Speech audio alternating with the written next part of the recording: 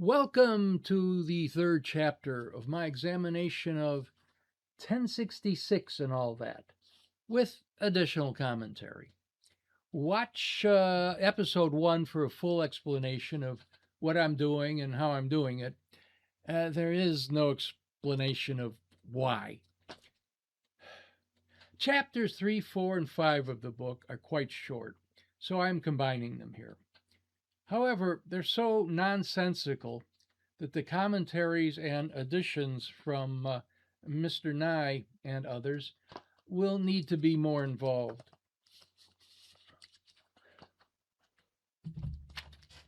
Chapter 3, The Conversion of England. Noticing some fair-haired children in the slave market one morning, Pope Gregory, the memorable pope, said in Latin, "What are those?" And on being told they were angels, made the memorable joke, "Non Angli sed angeli," not angels, but Anglicans, and commanded one of his saints, called St. Augustine, to go and convert the rest. Now, that would be Gregory the First, known as Gregory the Great. So I guess that's memorable enough. Children in the market, yes. But what he was told that they were angles, and he replied they looked more like angels. Close, but no cigar. The conversion of England was thus affected by the landing of St. Augustine in Thanet and other places, which resulted in the country being overrun by a wave of saints. Among these, there were St. Ive, St. Pancras, the great St. Bernard, originator of the clerical collar, St. Bede, St. Ebb, St. Neot, who invented whiskey, St. Kith, and St. Kidden, and the venomous Bede, author of the Rosary. Yes, he did send St. Augustine, but to reconvert the rest. Remember, the Romans of the time were Christian, and most of Britannia followed their lead. But they relapsed into paganism under the Anglo-Saxons. There were two groups of missionaries, totaling about 40, and yes, they landed at Thanet. Only a handful of their names were known, none of which are those listed here.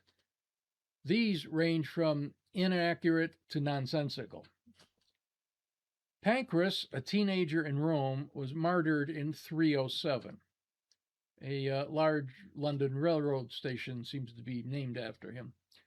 Ives, originally Ivo, the source of the names of 4 towns in Britain, and a nursery rhyme.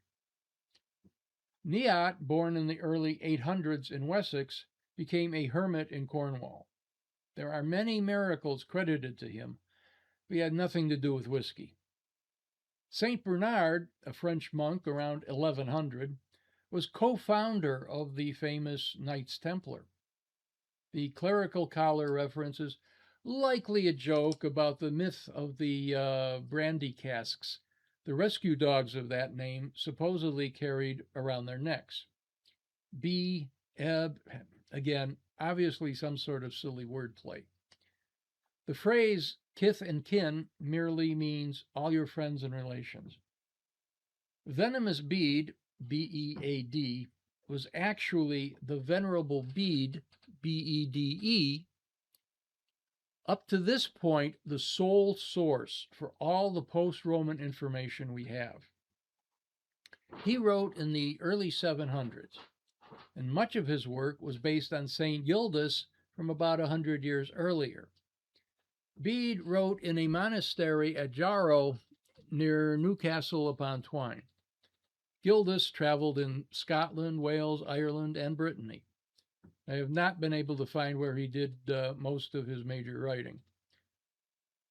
And the two were hundreds of miles and hundreds of years away from the events they wrote about. They couldn't possibly have gotten it right.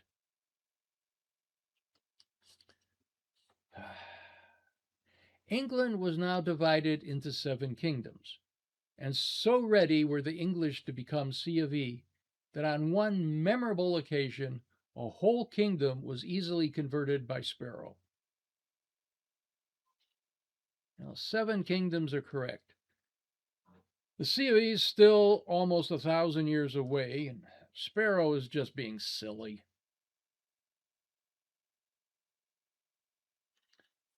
Now, the wave of egg kings.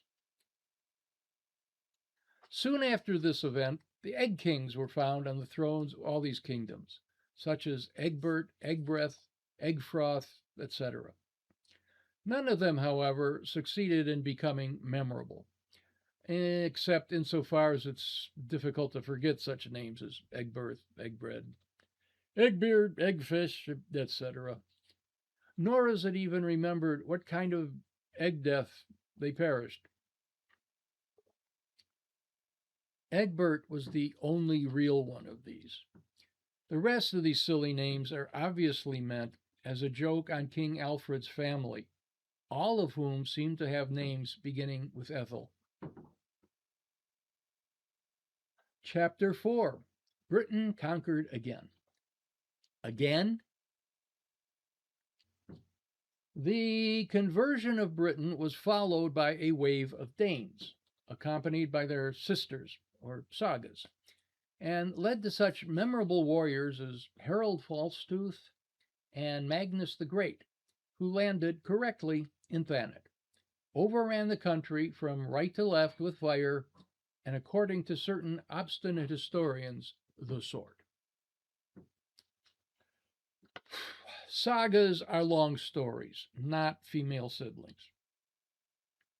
Harold Falstooth is obviously a joke on Harold Bluetooth, the inspiration for the semi-reliable computer communication system. But he doesn't come along for another 300 years. Magnus was another 75 years after that.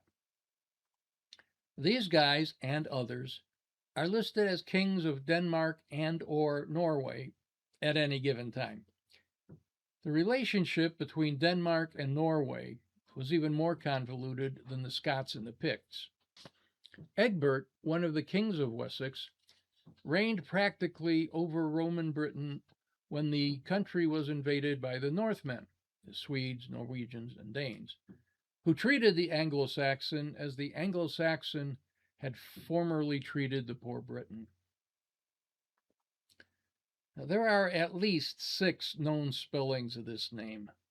They are all the same person. Since language has changed considerably in the last 130 years or so, it's not clear what Nye meant by reigned practically over Roman Britain. Did he mean Egbert ruled over most of the country? That is, he ruled over practically the whole thing? Or did he mean Egbert was the most powerful man around, so he practically ruled over the entire area? The second's closer to the truth. In either case, it's a cumbersome structure. These Northmen were coarse people, and even made the Anglo-Saxons blush sometimes.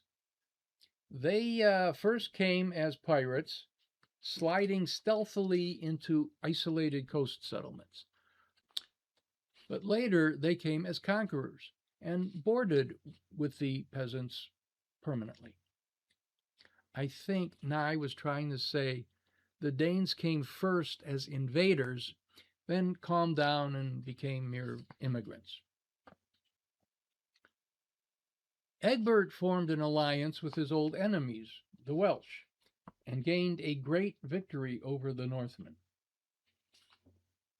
Egbert beat the Danes in the Battle of Hingston Down in 838, but it was the Danes who were allied with the Welsh, not Egbert. And some even say they were Cornish rather than Welsh. Most non-Britons can't tell the difference. When he died, he left Ethelwulf, his son, in charge of the throne.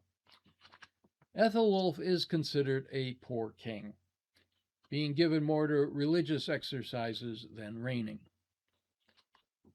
Ethelwulf defeated the enemy in one great battle, but too late to prevent a raid upon the Isle of Thanet, and afterwards at Shippey near London, where the enemy had settled himself. There's no such place as Shippey. There is, however, an Isle of Sheppey, which is between Thanet and London. Otherwise, this is surprisingly accurate. Ethelwulf visited Charles the Bald of France at this time and married his daughter Judith, for what it's worth. Ethelwulf's sons had an annoying habit of dying young, so eventually his youngest, Alfred, got the throne. Chapter 5, Alfred the Cake. Alfred the Great. We can't even get past the section heading this time.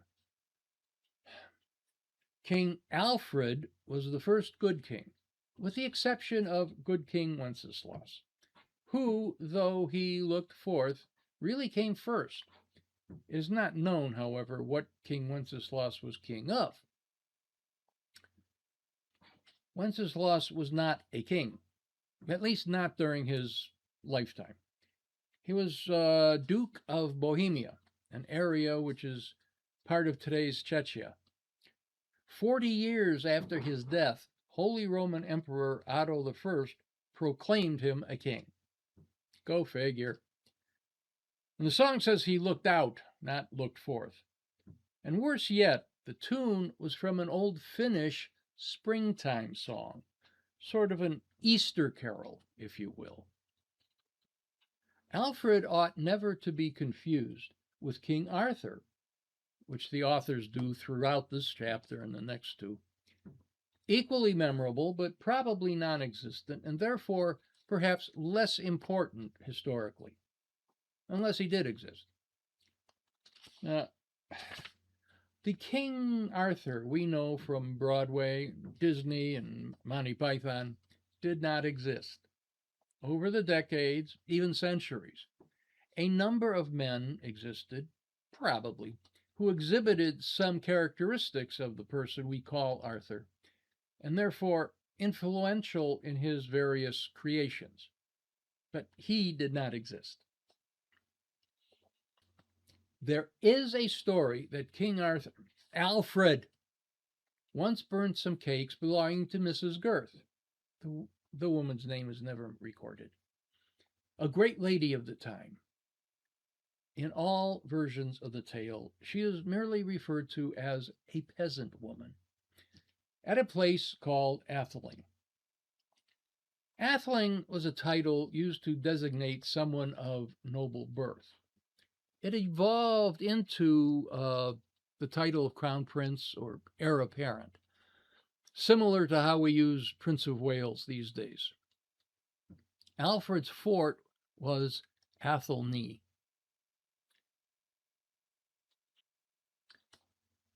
As, however, Alfred could not have been an incendiary king and a good king, we may dismiss this story as absurd. Absurd? The entire chapter is absurd, as is most of the book. And in any case, the event is supposed to have occurred in a marsh where the cakes would not have burned properly. The cakes burned just fine. Now, confer the famous lines of poetry about King Arthur and the cakes. Quote, "Then slowly answered Alfred from the marsh," unquote. Arthur Lord Tennyson. Tennyson's name was also Alfred, and he wrote no poetry about the older Alfred. The Idylls of the King was about Arthur, the only sentence in this chapter that makes any sense at all.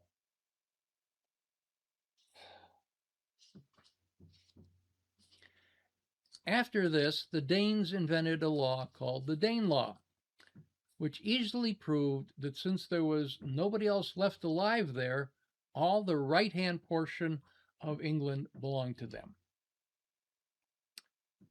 Danelaw wasn't a law. It was an area ruled under the laws of the Danes, roughly the right-hand part of England, north of the Thames, as stated. It came about due to a treaty between Alfred and the Danes. The Danish conquest was, however, undoubtedly a good thing because although it made the Danes top nation for a time, it was the cause of Alfred the Cake, and in any case, they were beaten utterly in the end by Nelson. Quote, Alfred the Cake, unquote, will be covered shortly. And Nelson won't be born for about another 1,000 years. By this time, the Saxons had all become very old, like the Britons before them, and were called that. When they had been defeated in a battle by the Danes, they used to sing little songs to themselves, such as the memorable fragment discovered at the Bodleian Library in Oxford. Sing a song of Saxons, sing a song of sixpence, children's song. Wapentake was a unit of land measurement. This, I understand, is pronounced the same as the modern alderman, with much the same meaning. Some cities call them councilmen. The Danes, on the other hand, wrote a very defiant kind of epic poetry. Beowulf is an obvious play on the famous saga Beowulf. And most of these words are just made up to look or sound silly. I'm certainly not going to try to pronounce any of it. Alfred was not only a godly king, but had a good education and was a great admirer of Dickens and Thackeray. This is put in for as a tidbit for the critic. Alfred was also a great supporter of education. The rest is being silly. Now, Alfred fought as many as 8 battles with them in 1 year.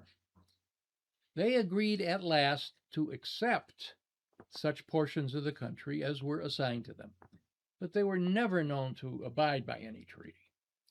And they put the red man of America to shame as prevaricators. My information says 7 battles over 24 years, plus 5 over 3 years before he became king. And as far as America goes, it was definitely the white man who was the prevaricator. But I guess Nye was a product of his times.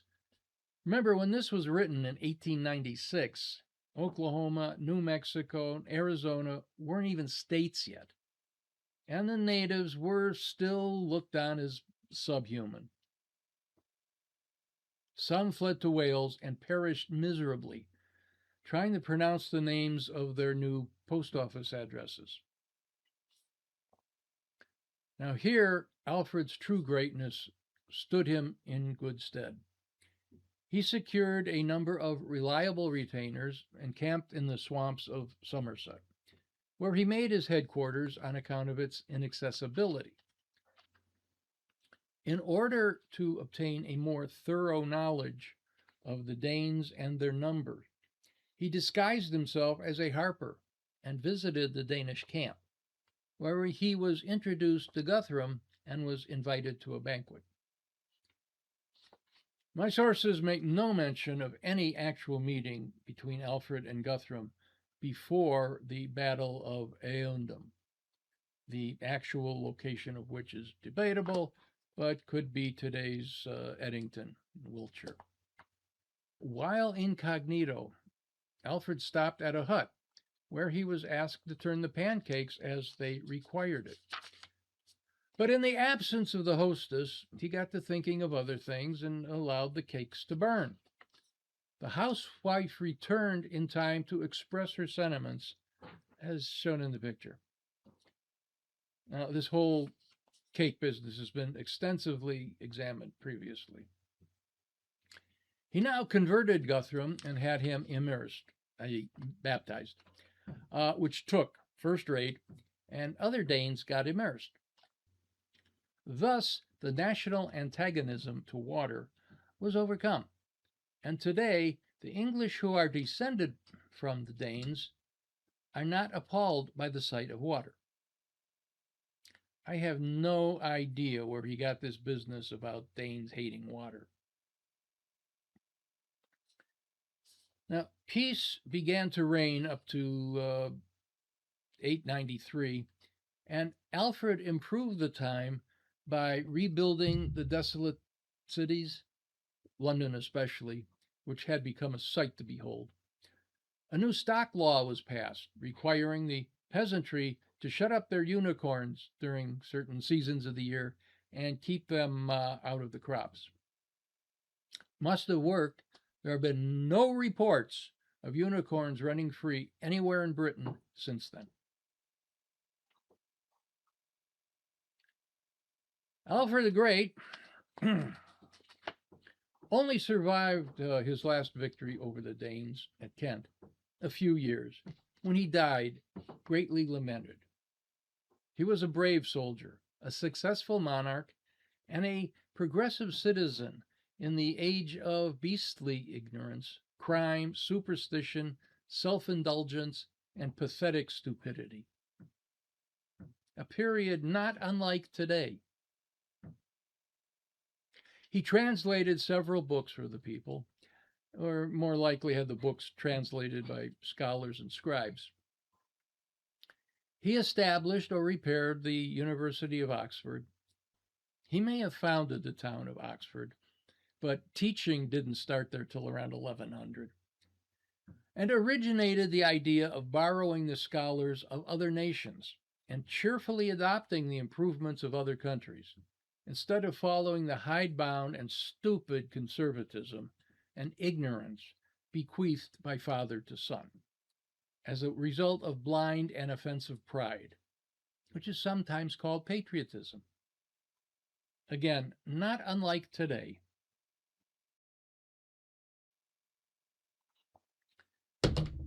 Well, that was chapters 3, 4, and 5 of the book, with addendums.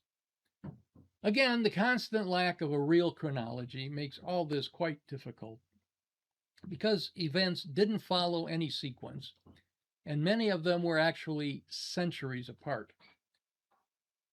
But somehow we are in the general vicinity of the year 900, and a lot of infighting among Alfred's possible heirs, and fighting between them and the Danes.